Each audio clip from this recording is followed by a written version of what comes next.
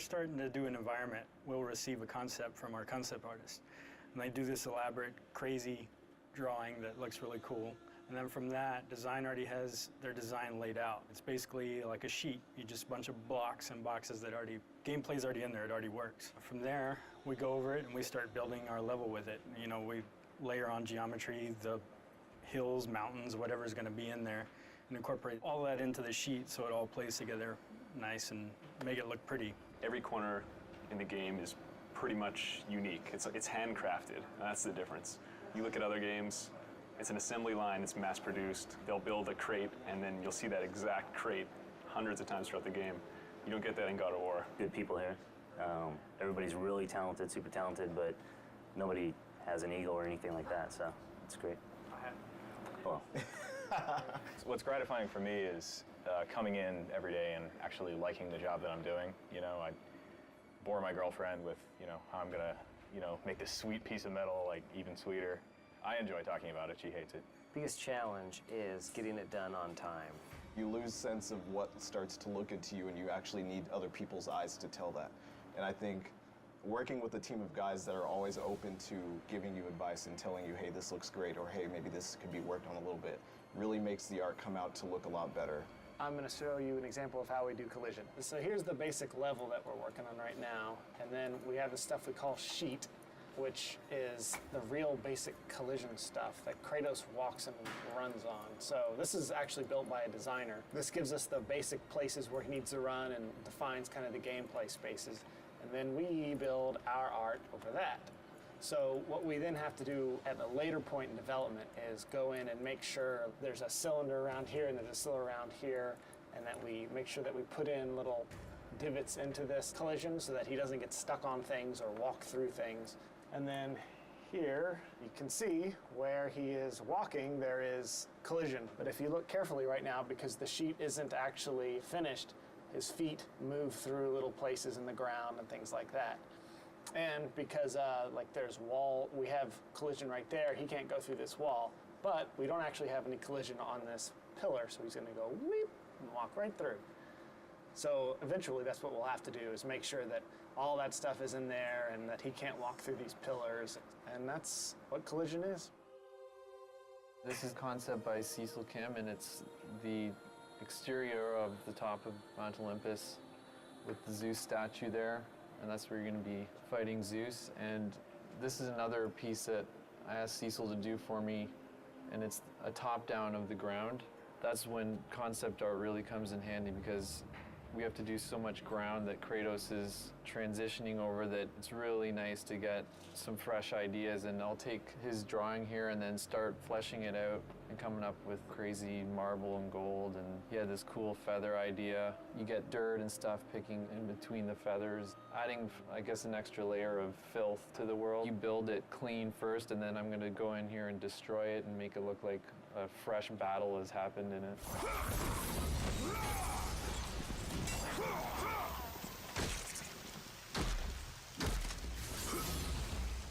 Here's an example of a piece in Tartarus. This is a gate that basically raises up on these chains from the side. This is a pretty detailed piece from what we would normally get from a concept artist. We'll get, you know, big vista shots, and then if it's an important piece, we'll get something like this to sort of detail out what it should look like. So this is what I'll get. My first step after that is to figure out these shapes in 3D. I'll create something like this. This is just a wireframe, you know, just like any video game. You know, nothing too special about it. We bring this into a high poly modeling program to really add a lot of the detail and like the grit and the texture. This works a lot like real clay. You can see how I can just sort of work over it and obviously not be that sloppy, but that allows me to get all this detailing and stuff in. Once we get it to that point, we end up getting all that high poly detail as a texture. And you can't really see it too well on here, but I brought it up on this screen. You can see how a lot of that high detail gets transferred on there. That's really kind of one of the big cornerstones of all this next-gen stuff.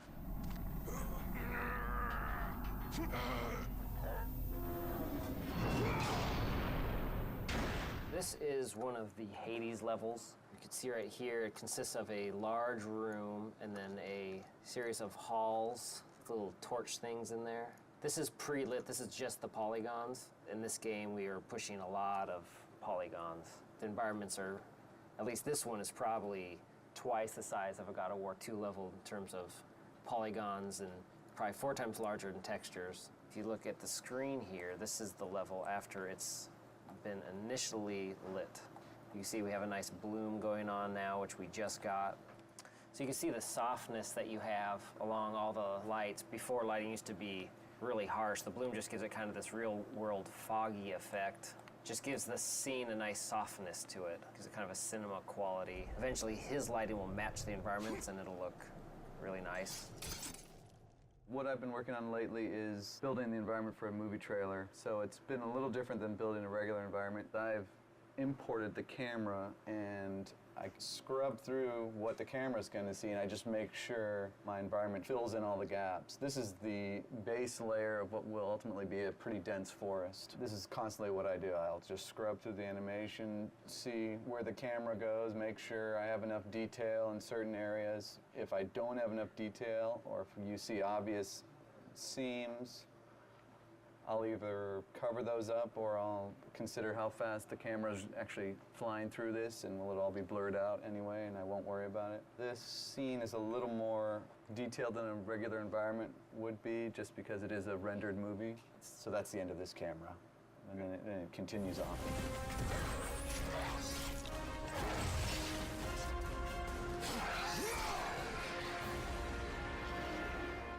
This is the concept that we get, and basically this is an overall of the entire level. It's a big cave, and you have these rock pillars. You got your cave with the waterfalls. You know, it has little details in there, but it gives you the whole picture.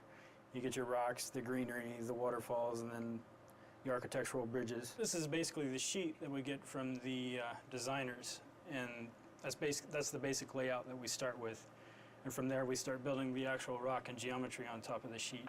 You have gameplay that you can go along with as you're building your levels to see exactly where the camera views are going to be and what you need to build out. Here's an example of where I start. I have all these rocks. This is going to be a whole rock level. You have a massive level on scale compared to any of the other ones we did in God of War 1 and God of War 2.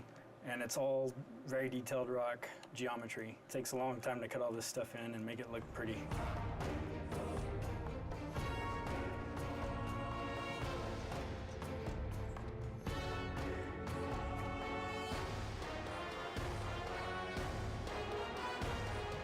Here we have the original concept art that was for the grate that I designed and modeled in 3D. So here in ZBrush, obviously, I added some rope detail. Whether it was a rope or not in the concept, it looked as close. I tried to get as close as possible, so I just assumed it would be a rope. So that's what I did here, and obviously we have some of the nails going inside. This is what it came out to be.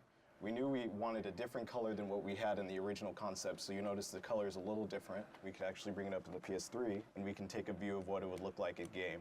So back here is like the original model, and then here is the detailed version of that.